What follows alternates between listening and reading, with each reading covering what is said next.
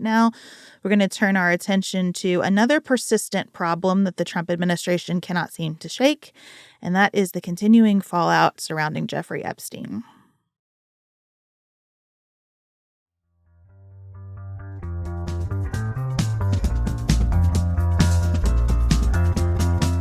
Sarah, when we took a summer break, I tried to go to school on the Epstein situation by reading Julie K. Brown's book, Perversion of Justice, and it makes me want to start this segment by just saying, I'm sorry, everybody, that I was so late to this story, because there is so much here, not just about one person's crimes and the many, many people those crimes affected in a huge variety of ways, but the way our government responded.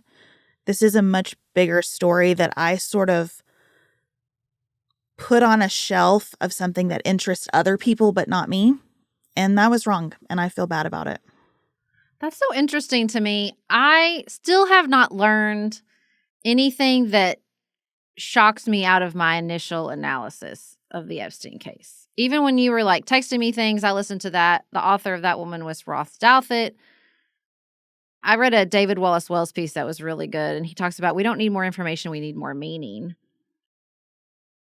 Do you feel like you ignored information? Like, I'm confused by that take.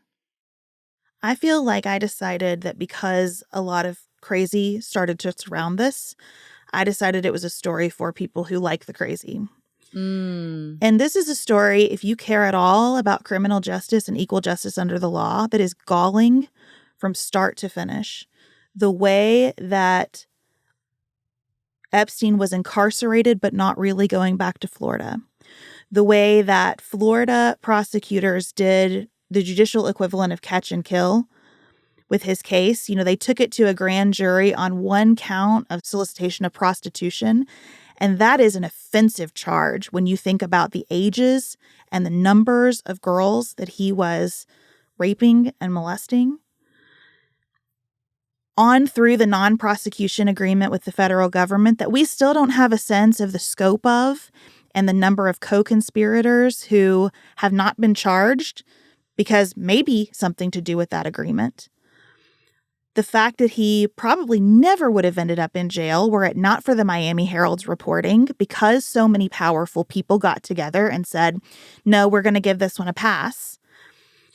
And still now, our Attorney General saying things that seem contradicted by the entirety of the record in this matter. It does feel to me like exactly what Thomas Massie has been saying. This transcends partisan politics.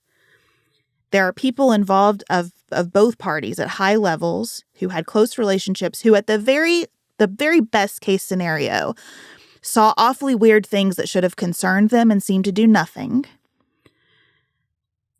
And about how our system was bought by this person. You know, no one else who is a registered sex offender could have purchased an island in a U.S. territory and gotten $100 million in tax credits for building stuff on that island as a registered sex offender. Like, it's just, it runs right through me to think about the huge web of people who in one way or another facilitated over 1,000 victims being used by this guy. And I just do feel like there is something much more significant here about the justice system itself. It's not, to me, a true crime story. It is about, like, who are we and what is the responsibility of people in positions of trust when they see this going on and allow themselves to be, if not blackmailed, because I don't think that's technically what happened, but purchased. Yeah, I don't disagree with any of that. I'm just not surprised by it. And I don't think this is a special case. I don't think this is any different than what happened in the Catholic Church. I think it's a degree of scale and application. I think about people in my life who were abused by people of power in their community, and the way it was this exact situation. It just didn't involve celebrities and people in power. The justice system didn't work. People in power decided how things were going to go. because they thought they knew best, and the victims were really not the number one priority of anyone involved.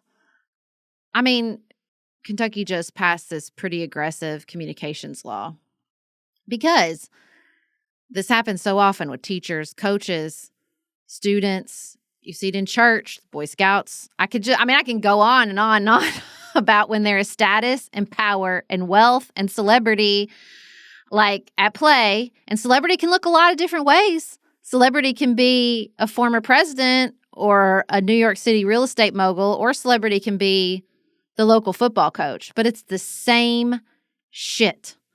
Here's why I disagree, though. It is the same shit in a lot of ways, and we have failed in so many respects. You and I did talk about the abuse in the Catholic Church, though. This, to me, is a special case in the sense that we are a news and politics show, and the people who turned a blind eye and facilitated this are politicians, elected leaders, people in the Department of Justice. The trust that this situation destroys politically is similar to the trust that has been greatly hurt and in many cases destroyed within churches, within the Scouts, within other organizations. This is our lane, and we should have covered it. And I just feel more and more convicted about that the more that I learn about it. Because in all these spaces, it matters, and it's all connected. What really upsets me thinking about this is that I just did all these focus groups with teachers to talk about school attendance. And I thought about how every single person I spoke to is a mandatory reporter, right? If they had seen anything like what was happening with Jeffrey Epstein, they would have had to report it. But he is photographed with all kinds of people. But that doesn't happen. That's true, but it doesn't happen. It happens all the time that teachers and people see abuse within the systems and they don't do anything about it. But some people do. Some people do. But some and people here are see all these people that we elected to positions of trust who think that nothing constrains their conduct. They have if they had no obligation, if you saw a grown adult man with a 15-year-old girl at a party, and he made no effort to conceal what was happening here, according to everything that I've read. If you saw that and didn't even raise a question, and you saw it over and over for decades, different girls, and you don't feel as an elected leader or a prosecutor that you have some obligation to get to the bottom of that, then what do you believe about your responsibility to other people? I think there is something deep and perverse that is right in our lane here that has been worth getting to. Well, here's the thing. I think it's not that we ignored it, and I'm not defensive of us. I'm not trying to defend us. I think we probably should have talked about it more. I wasn't not talking about it because I just thought it was the purview of crazies. I just thought there wasn't a lot more to say. It seemed to me that his crimes were obvious, that he exploited a system with very good lawyers, like lots of people do, and that this was a very extreme case of something that happens all the time.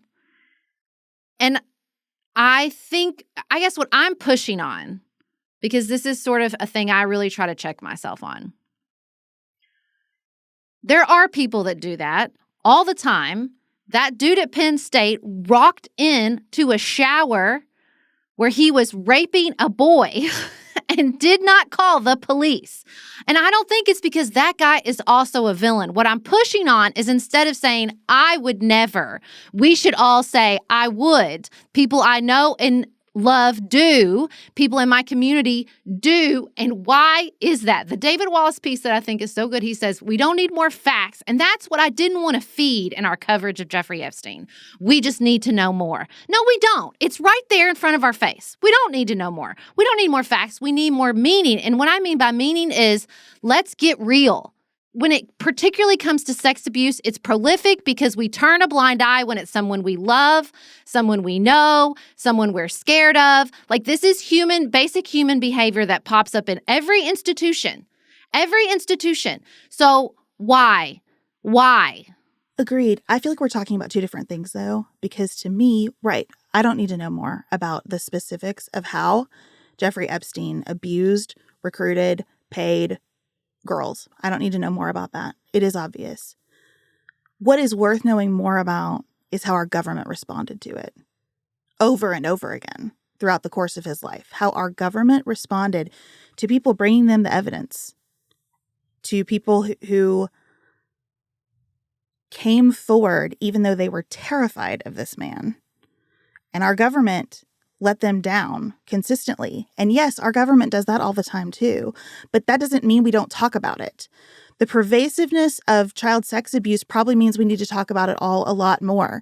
And the pervasiveness of the criminal justice system operating one way for the wealthy and powerful and another for the not also means we should talk about it more. And the fact that this case did capture people's attention around both of those things, and a lot of us did not talk about it much, I think creates and feeds that trust gap between the parties. This got corrupted somewhere along the way in terms of the discourse around it too. And that's why I feel really strongly about doing my homework on it now. And doing my homework so that I can be credible when I do talk about it, because there are people who've spent years covering it. I never wanted to be a podcaster who exploited this. Right. And that's a fine line whenever you're talking about crime. That's why we don't do a lot of true crime here, because there are people for whom their stories get turned into entertainment, and that's gross. And I don't want to do it, and I don't want to do it for the clickbait of Epstein in the title of the show. But there was something real here that more right-leaning people were speaking to in a clearer way than left-leaning people. And so I'm just trying to reach out and say, you guys got this one right to some extent. And I am sorry where I missed that. And I am willing to get up to speed and try to close the trust gap or as much as I can around this topic. I guess I just struggle because, they got it right by empowering Donald Trump, who was a piece of this all along. And so I don't want to reject it just because, it's a different side of the coin of what I said about Marco Rubio. I want to take you seriously, even though I don't agree with all your conclusions. But there's this great line in the David Wallace Wells piece where he says, it also belongs to another paranoid tradition in which those epicycles of analysis don't demystify so much as remystify, layering over legible facts with something foggier and more darkly mythic. And that to me is what I saw happening with Jeffrey Epstein. I think that is still happening with the Jeffrey Epstein case, where, that book I read this summer, Blazing Eye Sees All, Love Has Won, False Prophets, and the Fever Dream of the American New Age. She talks about, this is so crazy. She talks about I swear to God, I think it was the mid 1800s. They couldn't explain why there were lemurs in two places. Follow me here. I swear it's relevant. There's lemurs in Madagascar and India. No other place and back then they couldn't explain it. Well, now we know it's because of the continental shifts and the way it broke apart, blah, blah, blah. But this one dude was I think there maybe was this place called Lemuria, and that's where the lemurs came from. And I swear to God, Beth, if you go to a New Age conference in 2025, people have built whole things about Lemuria, and it's this big still, it's like the Atlantis, right? Just because this one dude was wonder why there are monkeys in two places. And so I feel this is Epstein is the Lemuria. Instead of we put our hooks in this and it stops being crime or even any sort of cultural analysis, and it becomes conspiracy, and then it becomes a shield to ask those tougher questions. It becomes, no, this is, once we figure this out and the secret and we solve it and we know everything there is to I don't need to know I know what happened. He fucking got away with it because he was rich and powerful, because that's what happens. And everything you described with regards to the government's pursuit of him is not shocking to me at all. You don't find it shocking that he was released from jail for 13 hours a day to go sit in an office, and while police officers sat outside his door, they continued to deliver young girls to him. No, I don't. To abuse in that office. No, I don't. Do I find it wrong? Of course. Do I find it shocking in the face of Michael Jackson, Bill Cosby, the Kennedy cousin who raped and murdered a girl and got away with it? No, I don't. I don't find it shocking. So then to me, that makes the case that it is worth talking about our criminal justice system A lot more. And if people are interested in this case, use it as a vehicle to do that and to say over and over again, the levels of corruption here run deep. Now, that is tough on a podcast where we have spent a lot of our 10 years talking about the need to trust our institutions and to try to build them up. And again, that's why I want to lean into these contradictions. There is a living contradiction right now with the transfer of Ghislaine Maxwell. So she was his accomplice. I did not realize until I read this book that she also participated physically in the abuse of these girls. She had a sit down with the Deputy Attorney General, Todd Blanche, who used to be Trump's personal attorney and is now the Deputy Attorney General. 5 hot minutes ago, before he was elected, Todd Blanche was defending Trump on criminal charges in New York. And now he is the Deputy Attorney General sitting down with her, saying that she's a cooperating witness. With what? The FBI has told us it's done. With what is she cooperating? And the Deputy Attorney General would never take a meeting like this. To say that that's unusual is like the understatement of the century.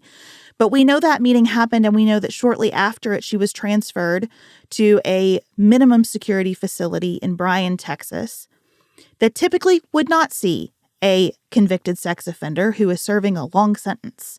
And we don't know why that transfer happened. And so her lawyer comes out and says, I'm so disappointed to see my progressive friends not recognizing that she also deserves to be safe in prison. And she was not safe in Tallahassee, and that's why she was transferred. I believe people deserve to be safe in prison. So a bunch of things could be true at one time. That she was transferred properly because of a safety issue, that she wasn't, that this conversation with Blanche is totally above board and about some kind of ongoing investigation that the government's just not telling us about, that Blanche is actually still acting in some ways as Trump's personal attorney. I don't know. But those are all matters of public interest when it concerns the president of the United States. Certainly, when we think about the kinds of matters that special counsels have been appointed to investigate about presidents in our lifetimes, there is something here that needs to be answered. There is a live, current question, I think, about the administration's handling of this episode. Did they make this problem for themselves? 100%. This is on their plates because they put it there, but it's there now. And these questions need to be answered. I guess for me, the questions I have, I even bristle just a little bit with the idea of corruption, and let me say why. I think we get in this place where we think, well, it's these people. Once we root out these people, we won't have this problem anymore. Once we really ask the questions about what these people did inside our Justice Department, and then we hold those people who let it happen inside our justice system responsible, then we'll fix it. But we're just going to have more people come in and fill the roles who are more susceptible or equally susceptible, or maybe, God willing, less susceptible, but still susceptible to what is clearly a very human condition of exploiting your power, status, wealth, celebrity to be a predator on other people. And then even if you're not the predator, you become afraid, you become defensive. God, I don't know. I mean, I just don't think we do. And I think like none of us, it kind of goes back to me like instead of thinking you would never think you would and why. And what could happen to disrupt you doing that?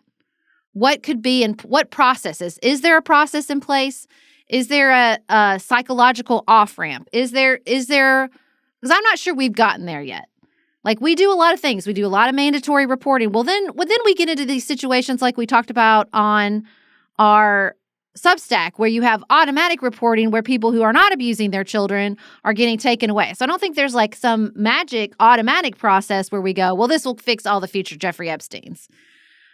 But I think there are such important questions about human nature, deep, I don't want to sound cynical, but like philosophical, ethical, moral questions about what we see play out over and over and over again to the point where I am not surprised or shocked at the level of depravity people will pursue when protected by status, wealth, celebrity, power. And there is a little part of me that's like, okay, well, this is the human pursuit. Like this is what happens with human beings, and we just always have to be aware. But I don't want to be cynical. I don't want to go like, oh, what are we going to do about it? I do think there is something we can do about it. I just don't think like if we could all magically download every, scintilla of information about every person that ever had interaction with Jeffrey Epstein, that would fix it. I don't think that would reveal anything new. Well, I am not advocating for that. And part of what I did in the episode that I released for our premium community yesterday on More to Say is say, I don't think when we say release the Epstein files, we know what we're talking about or we're getting at what we really want. I do think more transparency is important in this situation. I think that's step one. You're right. There are deep problems here that are as prevalent as human history. One of the things that really jumps out at me is how many of these victims were vulnerable because someone in their lives had already abused or neglected them. So what happens to children that is abusive and wrong crosses every socioeconomic bracket. There are no limiting factors on that, which means that it is a hard problem that we need to lean into even more. So on the government side of this, I think transparency has to be the first thing. And then you start to probe those questions. I think you're right. There aren't going to be math problem-like answers to how we prevent people in positions of power from abusing that power. But the threat of transparency is important, and public shame is important. And this is a situation where public shame could be very strong and already is, and I'd prefer that it be accurately directed instead of directed at random out in the universe and based on your political priors. So on the government side, I think that matters a lot. On the individual side, talking about this case in factual terms and getting experts involved to say, here's what we know about child sexual abuse. It's really hard, but here's what we're learning. Here are open questions. Here are things that have been effective in helping this and things that have failed. Like, I want to learn more about all of that as a result of spending some time thinking more deeply about this one person. And that's what good news and politics coverage should do. Right? Where you recognize it's not just this one story. This one story is a reflection of a wider phenomenon. Okay, now that I am thinking about that wider phenomenon, kind of what am I called to and what can I learn more about and where can I help with that? And I just feel like the narrative around this Epstein situation has shifted a little bit. And for a long time, I think, particularly around his death, and the sort of cover-up narrative, it was so much adjacent to like QAnon and Pizzagate and the elites. Anti-Semitism, for sure. Yeah, the elites are in a cabal. And I don't want to feed any of that. That was definitely my aversion to this story because the cabal is an easy out. You don't need to convince me that people in power. Again, I just told you I wasn't surprised by that. But the cabal is an easy out. It just gives people this, like, again, that's how you end up in a QAnon once the right person gets there and as our savior and they'll take out the cabal and then we'll have fixed it. No, dream on, dude. And so I think that's the tension here, particularly around the Epstein story, is acknowledging the exploitation, facing it transparently without feeding this cabal conspiracy that I think is so toxic. And look, I think there always used to be a small percentage of kooks, I'm sorry, that's the word I'm going to use, who this was their hobby, this was their thing. They did it for JFK, they did it for MLK, they did it for Malcolm X. And a solid 6 to 8% of people, and this is what you do in your spare time, I don't really care. Like, I think that's probably like no harm, no foul. The problem is the internet just supercharged that. And it took this, the 6 to 8% made them truly unhealthy and then swept up another, good 20% depending on the circumstances of their own personal loneliness or lives. And like, I think that's the difficult part of this too, is the way this just became such fertile feeding ground for such toxicity inside our politics.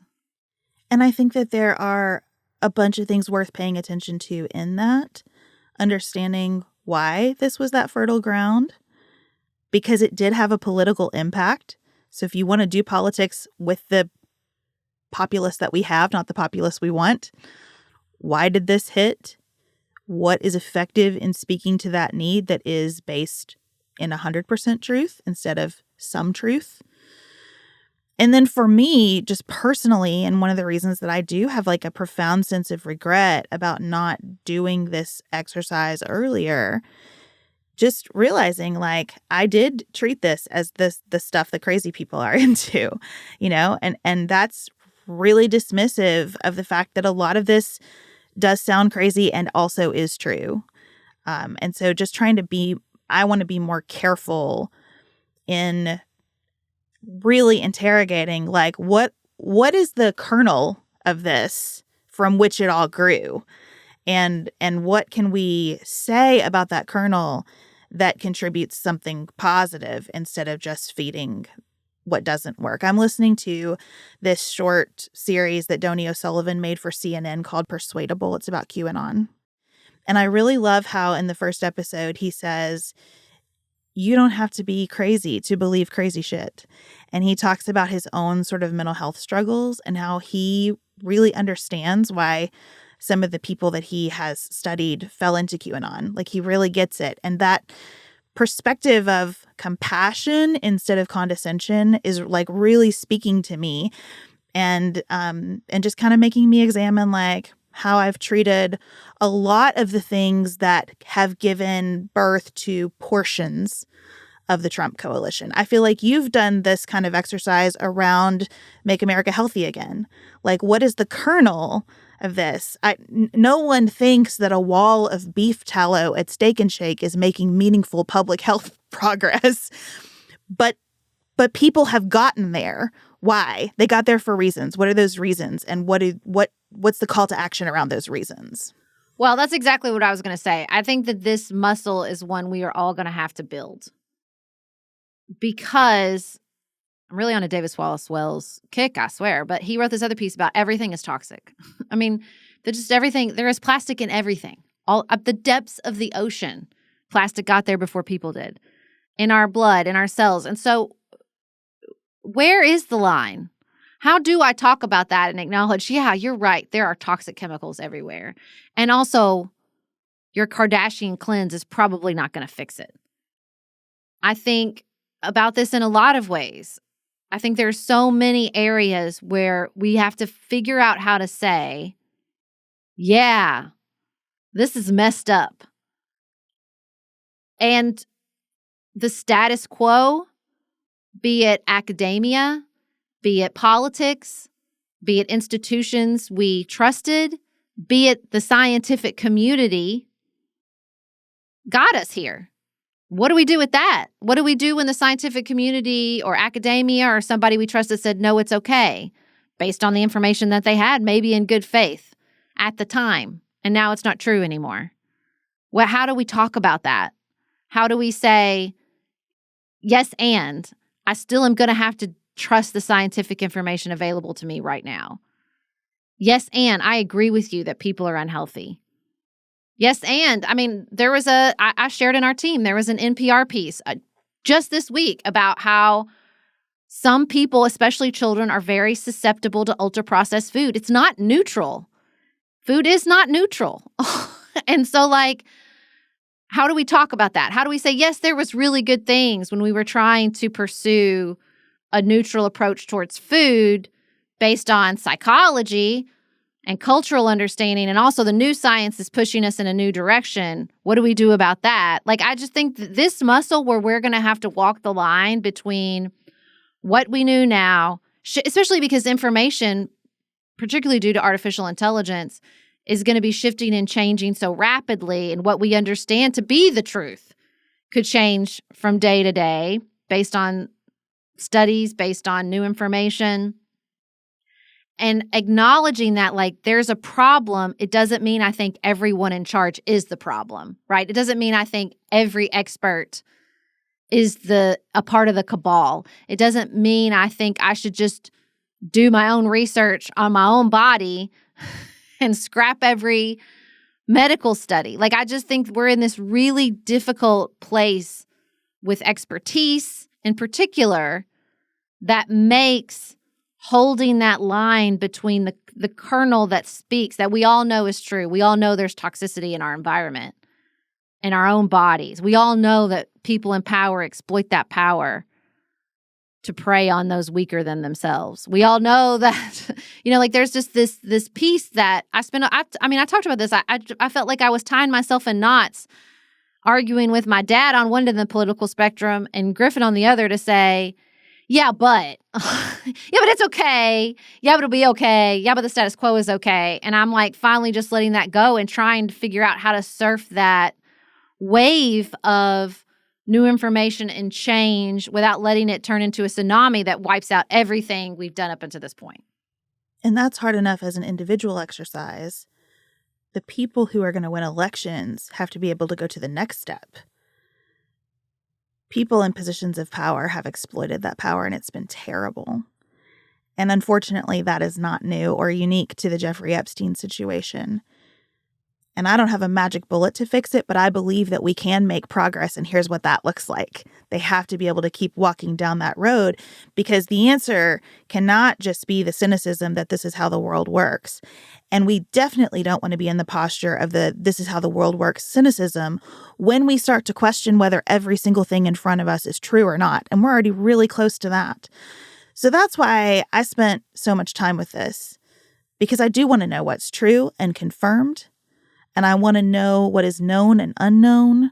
And I want to think about what I mean if I say release the Epstein files and what I don't mean.